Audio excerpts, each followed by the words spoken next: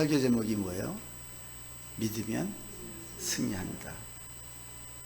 반대로 믿지 않으면 우리는 실패한다. 우리 인생은, 우리 삶은 전쟁터와 전쟁인 거예요. 전쟁. 갖가지 우리 삶 속에 많은 문제들이 얼마나 많이 있습니까? 이거하고 싸워서 내가 이기느냐 지느냐, 승리하느냐 패하느냐. 여러분 한 주간도 우리 삶 속에 진짜 수많은 갖가지 많은 문제들 앞에 굴복하셨습니까? 내가 해쳐서 승리하셨습니까? 대답 속으로 하세요. 겉으로 하지 마. 자, 모든 문제들, 어려운 삶, 고통, 또 수많은 그 라이벌, 쉴 새 없이 이기고 나면은 또 돌아오고 또 오고 또 오고 하는 이런 모든 것들. 근데 이긴 자만이, 승리한 자만이 결국 남는 거예요. 여러분 실제 전쟁도 똑같습니다. 지면은 나라도 없어지고 그 백성도 국민도 없는 거예요. 사실 승리해야 이길 수 있습니다. 승리해야 남을 수 있다는 거예요. 자, 우리 삶 속에 그 모든 문제가, 자, 그 문제가 남느냐 아니면 내가 남느냐. 자, 패배의 아픔이냐 승리의 기쁨이냐, 둘 중에 하나입니다. 피할 수 없는 싸움의 결과는, 자, 그 결과가, 그 싸워서 결과가 결국은 뭐냐, 우리한테 그대로 고스란히 남는데, 승리하는 사람은 성공자요 행복자인 것입니다. 자, 이런 우리 삶 속의 영적 전쟁이든 우리 삶 속의 그 모든 싸움이든 승리자는 행복하고 그 속에서 승리했다는 그 쾌감에 우리는 더 앞을 향해 당당히 나갈 수 있다는 것입니다. 근데 패배하면 어때요? 일도 안 되고 또 많은 기회도 잃어버리게 되고, 그것뿐만 아니라 우리 몸도 마음도 연약해지고 상처를 입게 되고, 그래서 결국은 우리를 어떤 방법으로 악한 어둠의 세력들은 우리를 쓰러뜨리고 넘어뜨려서 그 주님 앞으로 그 나갈 수 없도록 만든다는 것이죠. 자, 그러면 어떻게 해야 승리할 수 있는가? 그 승리하는 방법을 오늘 본문은 우리에게 말씀하고 있는 것입니다. 누구나 다 승리하고 싶죠. 당연히 싸워서 이겨야죠. 근데 이게 삶 속에서 매번 실패하고 매번 승리하기보다는 우리가 질 때가 너무 많이 있다는 것입니다. 오늘 말씀이 승리하게 하는 비결을 18절에서 20절까지 말씀하고 있고, 그 승리했을 때 21절에서 25절까지 우리에게 어떤 결과가 주어지는지 주님은 이 모세를 통해서 이스라엘 백성들에게 말씀하실 뿐만 아니라 오늘 우리에게 말씀하고 있다는 것입니다. 아멘. 자, 18절, 이러므로 너희는 나의 이 말을, 자, 너희 마음과 뜻에, 자, 이러므로 그러니까 뭐야? 앞에서 얘기했던, 말씀하셨던, 우리 지난주에 역경이 오히려 복이다. 그 앞에는 하나님을 기억하며 살라. 그래서 하나님을 사랑하고 하나님을 기억하라. 지난주에는 너희가 내 말씀대로 살면 반드시 강성해질 것이요 너희가 차지할 땅을 반드시 차지하게 될 것이며 너희가 그 젖과 꿀이 흐르는 땅에서 어떻게 장구히 살아갈 것이다. 주님은 이렇게 말씀하셨습니다. 우리 지난주에 세 가지가 뭐예요? 강성해질 것이다. 그리고 반드시 차지하게 될 것이다. 그리고 그 젖과 꿀이 흐르는 땅에서 어떻게 장구히 살아갈 것이다. 근데 그 젖과 꿀이 흐르는 땅은 애굽에 너희가 살던 애굽 땅과 같지 않았다. 애굽에서는 농사 지을 적에 발로 그냥 끄적끄적해도 물이 저절로 모든 그 밭에 옥토가 있었는데 젖과 꿀이 흐르는 땅 가나안 땅은 골짜기와 산지가 있는 땅, 하늘에서 비를 내려주지 아니하면 도저히 살아갈 수 없는 땅, 이것이 여러분 젖과 꿀이 흐르는 땅이라는 거죠.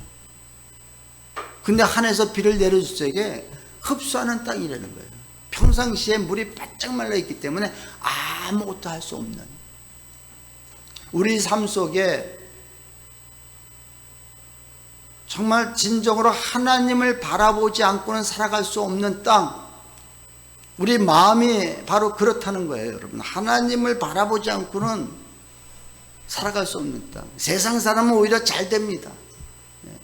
세상 사람은 오히려 저들이 하나님을 믿지 않는데도 오히려 승승장구합니다. 애굽 땅이 그랬다는 거예요. 근데 이 젖과 꿀이 흐르는 땅이라고 주신 땅은 골짜기가 있고 산지가 있고 물이 없어서 바짝 말라가지고 하늘만 바라보는 그런 땅. 여러분, 이 땅이 오히려 축복의 땅이라는 거예요. 왜? 하나님을 바라보고, 하나님이 그때 연초부터 연말까지 너희를 정말 늘 지켜주시는 그 하나님이라는 것이죠. 여러분, 지금 그 하나님과 행복한 삶을 살고 계십니까? 자, 여기에 결혼하신 분이 이제 몇 분 계시잖아요. 여러분, 나는 결혼해서 내가 행복해질 거라 생각하지 마십시오.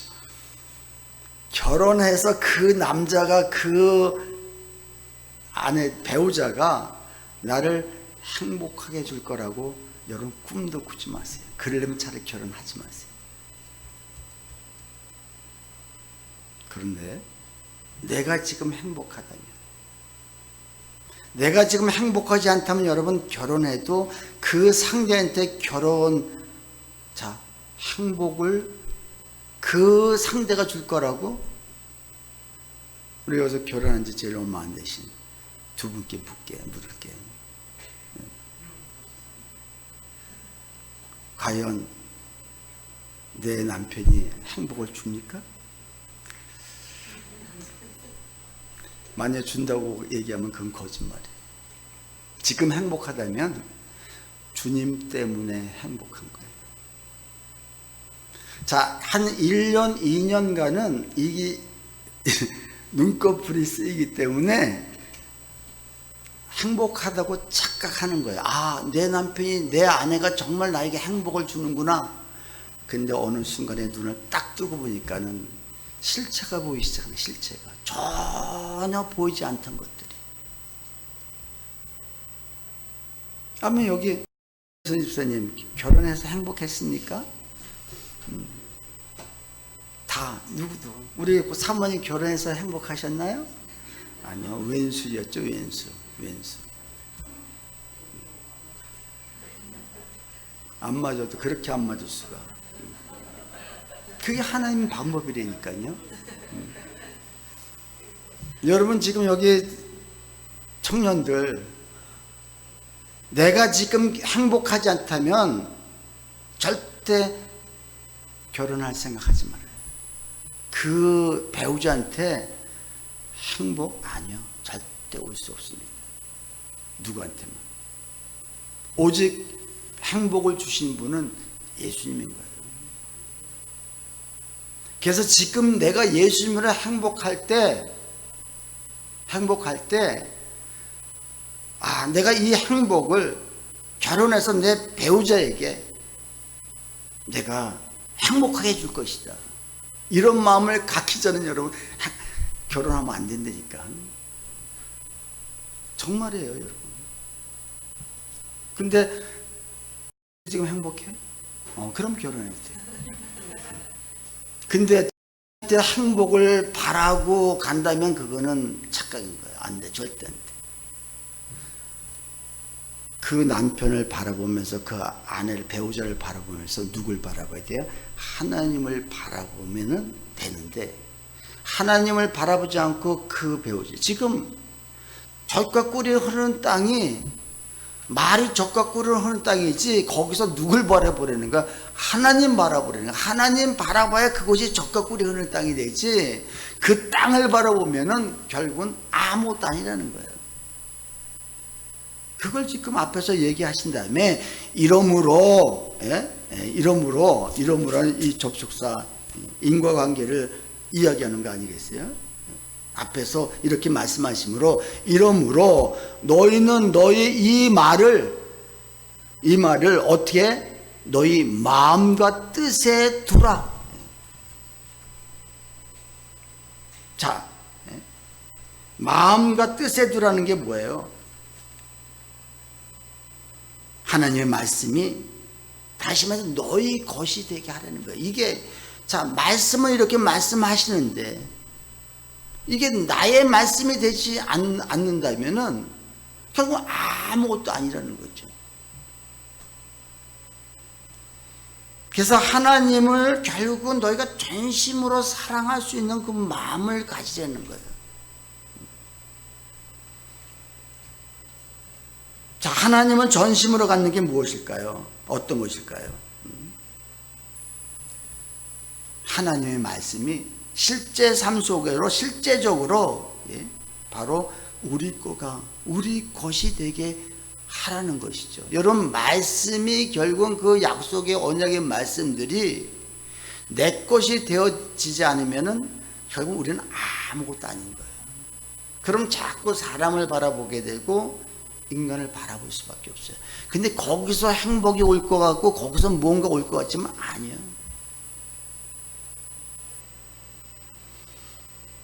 하나님의 말씀을 어디에 두다? 마음과 뜻에 두라는 거예요. 말씀이 외부적으로 겉도는 그런 말씀이 아니라 우리 그 말씀이 하나님의 말씀이 실제적인 우리 삶 속에 행동으로 나타날 수 있도록 여러분 마음에 있는 것이 결국은 행동으로 나타납니다. 마음에 있는 것이 내 뜻대로 움직이게 되어 있습니다. 그래서 하나님은 그 말씀을 네 마음에 두라는 것입니다. 정말 예배를 드려도 성경을 읽어도 정말 한 절을 읽더라도 그 의미를 생각하면서 그 말씀을 내 마음속과 내 마음의 뜻에 둘 수 있는 자는 정말 삶이 바뀌고 삶에 활력이 막 생긴다는 것입니다.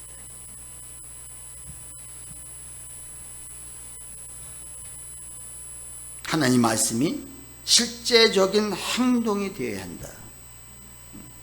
그러면서 그것을 너희 손목에 매며 기호를 삼고 너희 미간에 붙여 표를 삼으라. 그래서 유대인들은 이 말씀들을 손목에다가 붙이고 늘 살아요. 그래서 늘 보는 거예요. 심지어 미간, 머리에 붙이고 사는 머리, 이마에다. 그 유대인들은 그 성경에 있는 말씀 그대로 살려고 애를 무척 써요. 그러니까 그들은 진정으로 힘들 수밖에 없죠.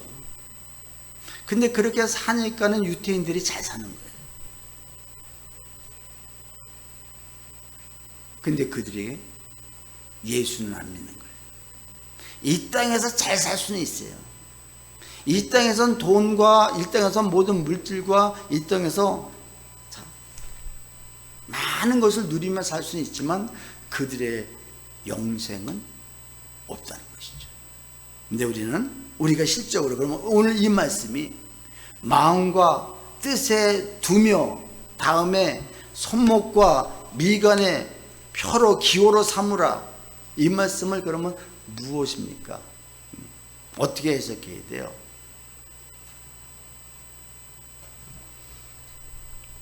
자, 손에 붙이라는 손, 여러분 행동할 적마다 손이 안 가는 데가 없습니다. 그렇죠? 불구자는 손이 그냥 늘어뜨려서 움직이지 못하는데 모든 행동 무엇을 하더라도 손은 다 갖게 돼 있거든요. 그 갈 때마다 이게 보여진다는 거죠. 다시 말해서 너의 행동이 삶이 실제 삶의 행동이 되어야 한다. 너의 삶이, 그 말씀이 삶의 행동으로 실제 삶으로 나타나야 된다는 것을 지금 말씀하고 있는 거예요. 여러분 정말 말씀이 우리 삶 속에 그대로 실제로 나타나고 있습니까? 이거를 여러분 경험하며 살아야 돼요. 와, 하나님이 약속하셨는데, 언약을 주셨는데 하나님이 말씀하신 게 삶 속에 그대로 나타나는구나. 그래서 삶이 계속해서 우리 삶 속에, 곧 말씀이 예수님이잖아요. 말씀이 육신되어 우리 가운데 거하심에 은혜와 영광이 충만하더라. 근데 그 말씀이신 예수님이 우리 삶 속에 삶에 그대로 내가 움직이는 그대로 그 삶 속에서 나는 것을 우리가 체험하고 살아야 되는데, 그리고 이마에 붙였다는 건 뭐예요? 너희 생각이 늘 말씀 속에 있느냐. 다시 말해 그 예수님과 너희 생각이 늘 같이 일치하고 있는가.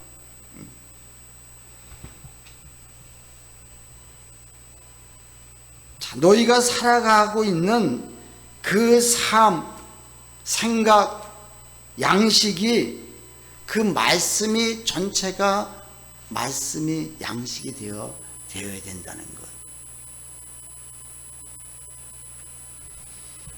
하나님이 요구하시는 신앙이 무엇이냐? 결국은 전인격적인 삶으로 너희가 하나님을 사랑하고 그 삶으로 하나님께 올려드리라는 것입니다.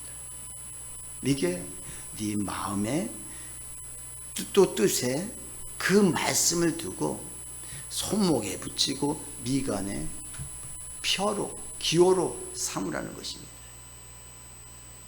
여러분 전인격적인 삶, 그냥 내가 한 부분만 주님 앞에 드리는 것이 아니라 우리의 전체 삶이 다 하나님께 드려지는 삶.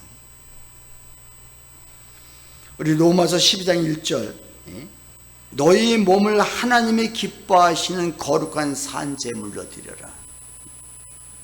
자, 1절 우리 같이 한번 읽을까요? 그러므로 형제들아, 내가 하나님의 모든 자비하심으로 너에게 권하노니 너희 몸을 하나님이 기뻐하시는 거룩한 산제물로 드리라. 이는 너희가 드릴 영적 예배니라. 자, 너희 몸을 드리라는 거예요. 여기서 이것이 그냥 전인격적으로 너희 삶 전체를 다 드릴 수 있는 이런 마음, 이게 진정한 예배, 영적인 예배라는 것입니다. 나라는 존재 하나 앞에 드리지 않고 행동 하나를 드리는 것이 아니라, 어떤 규칙을 지키는 것이 아니라 나의 삶 전체 존재를 주님 앞에 드릴 수 있는 이런 마음의 자세. 여러분 자신 있으십니까? 하나님 앞에 우리가 똑같이 하나님 말씀을 지키는데, 어떤 사람들은 명령으로 지키고 그 명령을 지키려고 애씁니다. 근데 어떤 사람은 명령이 아니라 언약, 약속으로 이 말씀을 받습니다. 자, 지금 신명에서 계속 너가 이렇게 살면 내가 이렇게 해주겠다고 계속 하잖아요. 자, 내가 명령하노니 너는 지켜라. 그럼 내가 이렇게 해줄 것이다. 계속 신명기서는 이걸 말씀하고 있어요. 근데 사람들은 명령을 지켜라, 여기에 포커스를 두고 이걸 지키려고 해요. 근데 어떤 사람은 이렇게 약속을 지키면 그 앞에 해주시겠다는 것을 바라보면서 그냥 이 행동에 내가 따라가는 거예요. 그러니까 이게 쉬운 거예요, 사람이. 율법주의가 왜 율법주의입니까? 명령을 지키려고 하는데 이 지킴으로 말미암아 계속 힘든 거예요. 거기선 기쁨도 없고 감사도 없는 거예요. 그러나 약속하신 건 반드시 이루어진다. 신명에서도 지금 너희가 이렇게 하면은 21절부터 내가 이렇게 해주겠다. 그러면 이렇게 해주겠다는 걸 바라보면서 내가 삶으로 그렇게 따라가는 거예요. 근데 명령을 지키라고 했는데 명령을 지키면 이렇게 줄 것이다 생각하니까 여기 이거 지키려고 급하니까 이것도 안 오고 나만 힘들어진다는 거예요. 그래서 하나님을 사랑하고 하나님을 섬기는 것은 어떤 규칙을 붙잡고 있는 것이 아니라 정말 나의 존재, 나의 모든 전인격적으로 다 주님을 앞에 드려지는 것. 근데 이런 사람이 진정으로 이 땅에서부터 행복을 찾을 수가 있어요. 이 사람은 이 행복을 누구한테 나눠주고 싶어가지고 아주 안간힘을 다하고 살아가요. 그래서 결혼하더라도 나는 저 사람을 반드시 행복하게 해줄 거야. 내가 저 사람을 행복을 받을 것이 아니라 내가 주겠다는 그 마음을 가지고 여러분 결혼하면은 두를 게 하나도 없죠.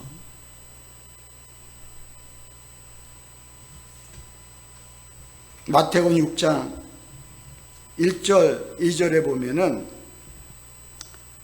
자, 바리새인들, 우리 1절 한번 같이 읽을까요? 사람에게 보이려고 그들 앞에서 너희 의를 행하지 않도록 주의하라. 그러하지 아니하면 하늘에 계신 너희 아버지께 상을 받지 못하리라. 2절. 그러므로 구제할 때 외식하는 자가 사람에게 영광을 받으려고 회당과 고래에서 하는 것 같이 너희 앞에서 나팔을 불지 말라. 진실로 너에게 이르노니 그들은 자기 상을 이미 받았느니라. 지금 예수님이 바리새인들에게 신앙을 지금 꾸짖고 있는 거예요. 왜 꾸짖어요? 이들이 구제도 잘하고 기도도 잘하고 금식도 많이 하는데 이 모든 것들이 정말 주님을 위해서 하는 것이 아니라 자기 자신을 위해서 한다. 자기 자신. 예배를 드려도 복받기 위해서, 구제를 하여도 자, 주님을 위해서 하는 것이 아니라 남을 도와줘도 내 의가 드러나게 하기 위해서 금식을 해도. 그래서 주님은 자신을 위해서 하고 있는 이런 것, 이 바리새인들에게 당대히 꾸짖으면서 이들이 기도하더라도 남에 보여지기 위해서 기도를 합니다. 혹시 저는 여러분 삶 속에서 아무도 없는 데서 정말 나의 자녀도 없고 나 혼자 있는 그 공간에서 정말 어떤 행동을 하십니까? 정말 주님이 나와 함께 하신다는 걸 믿는 사람. 바리새인들은 사람이 안 보면 기도도 안 했어요. 그래서 손 들고 한참 기도하다가 사람이 지나가면은 손 내리고 또 두리번거리다가 저 멀리 사람이면 그때부터 또 손 들고 주여 주여 하면서 기도합니다. 그래서 주님이 주여 주여 하는 자마다 다 천국에 들어올 수 없다고 주님 말씀하십니다. 여러분은 어떠십니까? 자, 19절. 자, 그래서 앞에서 18절에서는 너희 삶을 전적으로 하나님 앞에 드리라는 거예요. 그리고 19절에서는 또 그것을 너희 자녀에게 가르치며 집에 앉아있을 때든지 길을 갈 때든지 누워있을 때든지 일어날 때든지 이 말씀을 자, 강론하라. 두 번째가 뭐예요? 자녀에게 가르치라는 거예요. 내 후손들의 후대에게 가르치라는 거예요. 자녀들이 나를 바라볼 때, 여기 이제 앞으로 자녀, 이제 부모들이 다 될 거잖아요. 자녀들이 나를 바라볼 때, 엄마를 바라볼 때, 아빠를 바라볼 때, 아, 우리 아빠는 참 말씀대로 사는 사람이야. 우리 엄마는 참 예수님 없이는 못 사는 사람이야. 자, 우리 여기 하랑이나 하은이는 우리 속으로 대답해. 겉으로 얘기하지 말고. 우리 엄마는 참 하나님과 친한 사람이야. 그래서 그 하나님하고 친하기 때문에 나한테도 참 친절하게 잘해줘. 속으로 대답해. 자, 근데 이게 이렇게 가르쳐야 되는데 내가 자녀들에게 보여줄 게 없는 거예요. 그러니까 내가 가르치지 않고 자꾸 누구한테 맡기려고 그래. 아니. 성경은 정확히 자녀들에게 가르치는데 이게 본이 되어야 되는데, 앉아있을 때든지 길을 갈 때든지 누워있을 때든지 일어날 때든지 하나님의 말씀을 강론할지니라. 강론. 그냥 외마디로 짧게 가르치는 게 아니라 길게 강론하려는 거예요. 근데 이게 부모들이 삶이 따라줘야 되는데, 그래서 자녀들에게 먼저 보죠. 또 교회에서도 또 영적인 자녀들에게 정말 후대를 위해서 우리가 계속 말씀을 가르치는 게, 나도 성경 공부 안 하고 그냥 예배만 딱 주일 예배만 드리면은 나도 편해요. 솔직히 나도 편해. 근데 왜 그렇게 성경 공부를 고집합니까? 이게 성경의 하나님 말씀이니까. 말씀이 내 안에 들어오고 내 마음속과 우리 뜻에 두지 아니하면은 결국 우리는 세상으로 살아갈 수밖에 없기 때문에, 그래도 말씀이 들어올 때 그래도 그 말씀대로 우리가 살려고 조금씩 앞으로 나가고 있는 거예요. 아멘.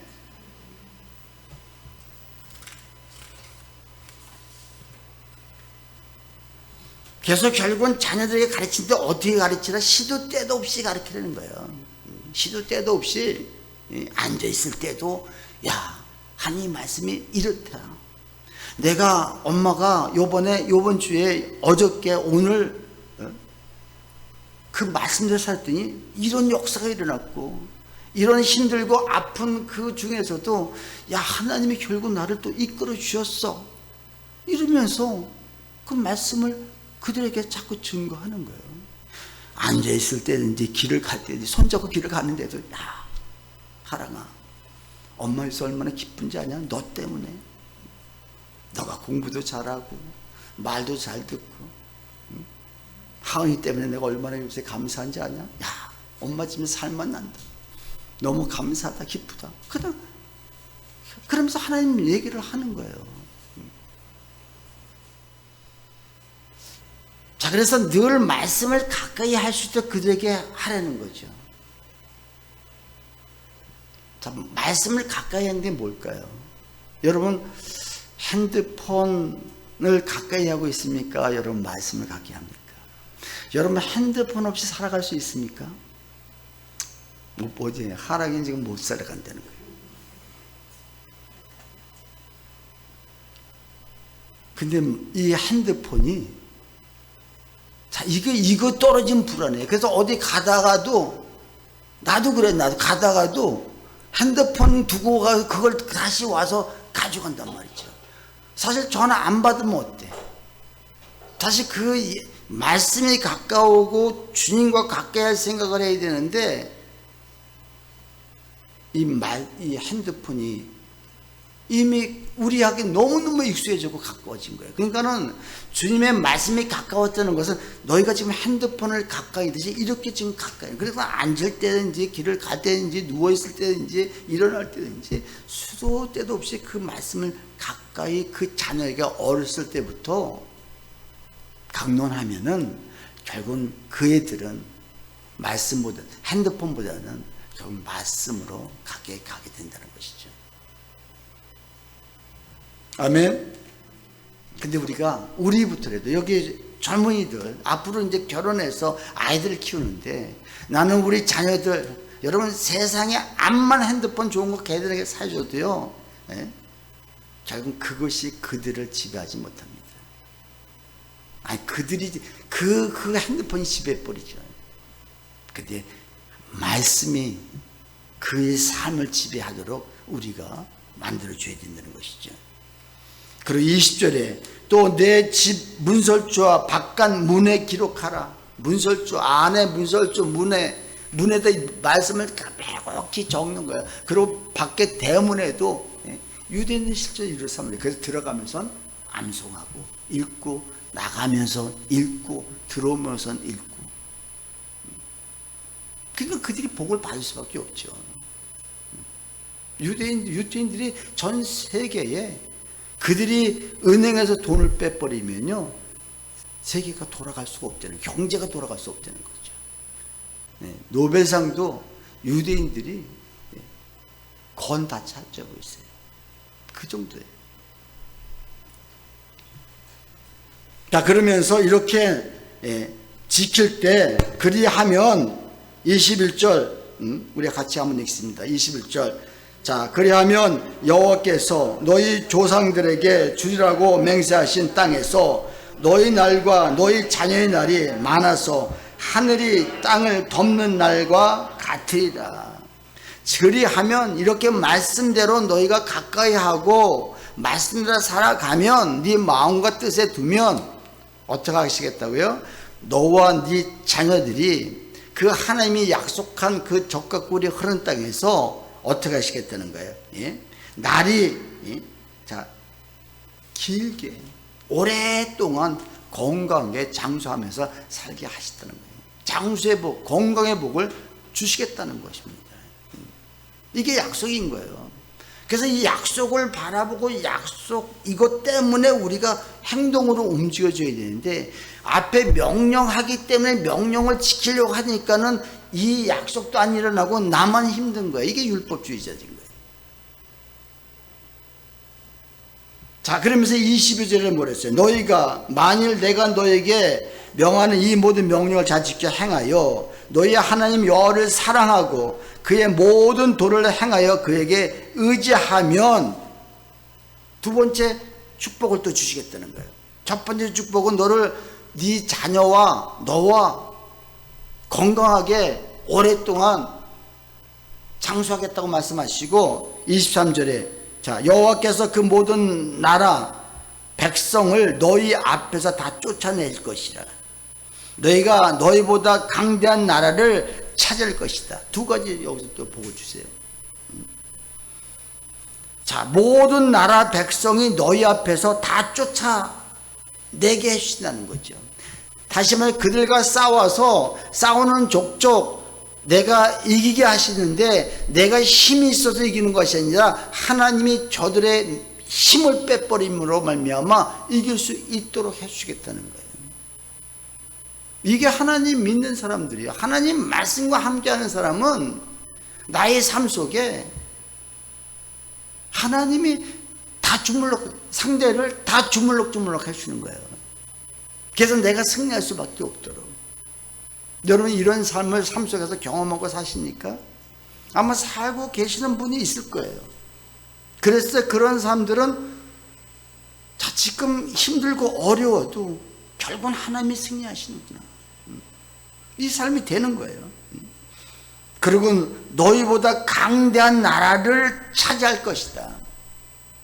나보다 수많은 강대한 사람들이 나라까지도 너희가 차지하게 하신다는 거예요.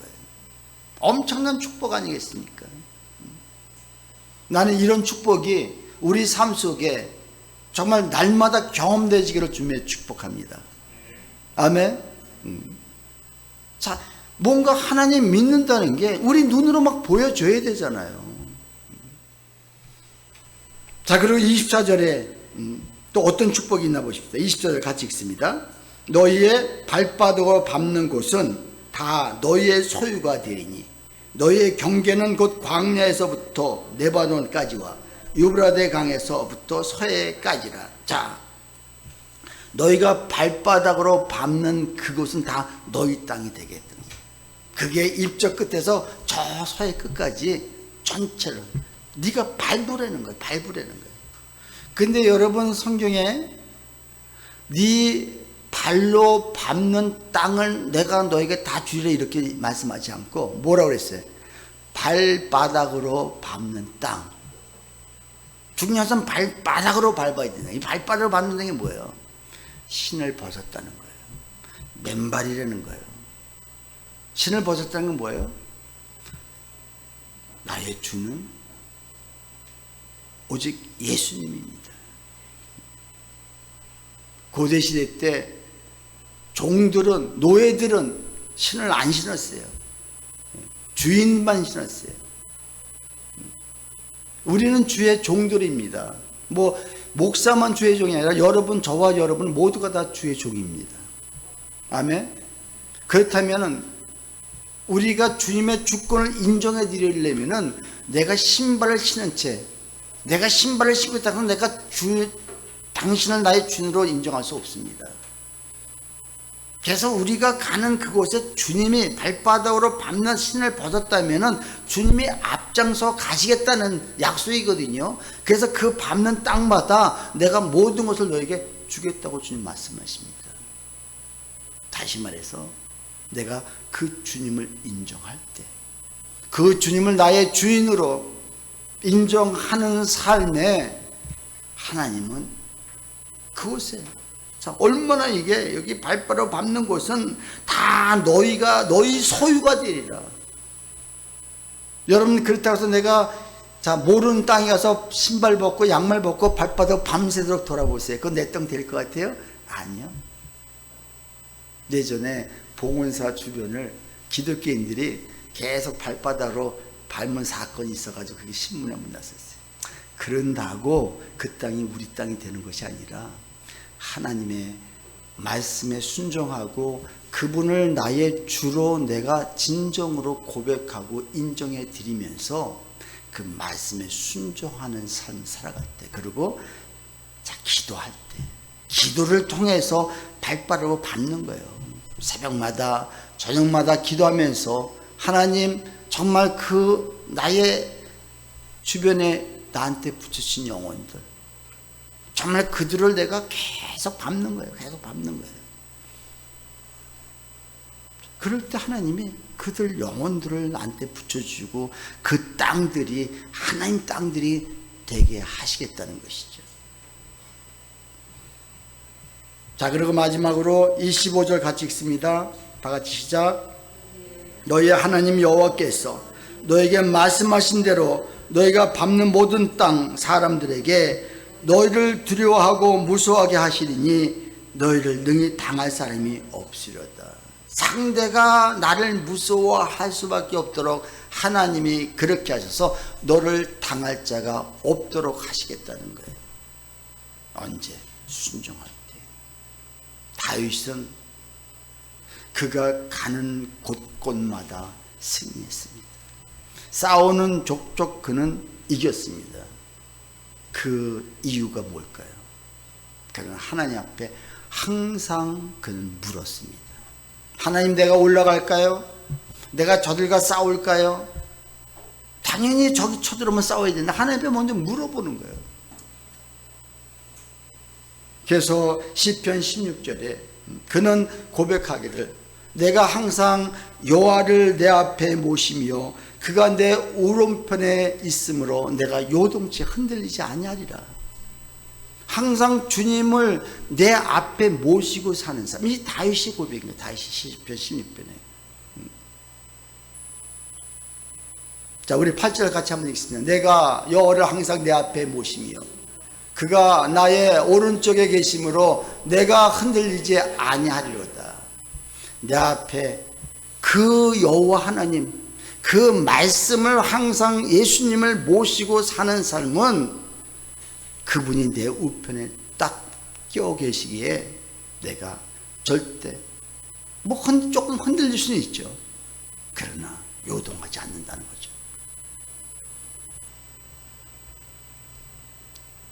자, 그리고 9절, 이러므로 나의 마음이 기쁘고 나의 영도 즐거워하며 내 육체도 안전히 살리라.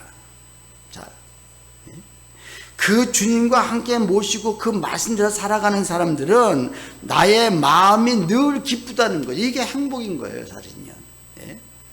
그리고 나의 영도 즐거워하며, 자, 나의 몸만 아니라 육만 아니라 나의 영까지도 즐거워하는, 영까지. 그리고 내 육체도 안전히 살리니. 왜 그럴 수밖에 없느냐? 11절 같이 읽습니다.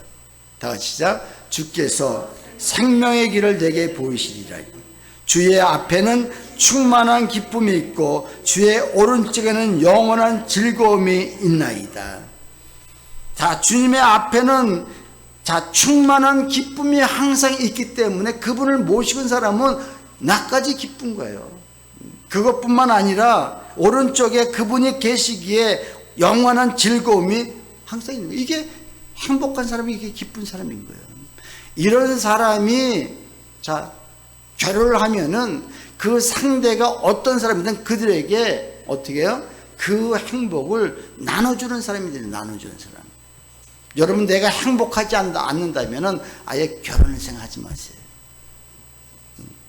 또 요것만 딱 따서 우리 목사님이 절대 결혼하지 말라고 하면은 또 이단이 돼요, 제가 또. 네? 먼저 내가 예수 믿는다고 해서는 행복함을 가지고 살아내는 거예요. 그런 다음에 그거를 나눠줄 수 있는 자가 진정한 하나님의 백성이고 하나님의 자녀라는 것이죠. 아멘이십니까? 자, 마지막으로 우리 요한일서 5장 4절 같이 한번 읽습니다. 무릇 하나님께로 난 자마다 세상을 이기니라. 세상을 이기는 승리는 이것이니 우리의 믿음이니라. 여러분, 세상을 이기는데 여기서 세상은 악한 세력, 사탄, 마귀를 얘기합니다. 자, 근데 무릇 하나님께로 난 자마다 세상을 이긴다. 하나님으로부터 난 자가 누구냐? 예수가 그리스도시요 예수가 하나님의 아들입니다 라고 고백하는 자가 하나님께로 난 자요. 이런 자가 결국은 세상을 이기는데, 이 세상은 누가? 곧 믿음이 있는 자가. 여러분, 이런 믿음, 예수님이 그리스도시다, 예수님이 하나님의 아들이십니다, 이 고백을 진정으로 내 마음속에서 우러나와서 하는 자는 세상을 능히 이길 수 있는 믿음을 우리에게 주신다는 것. 그런 우리 모두가 되시기를 주님의 이름으로 축원합니다.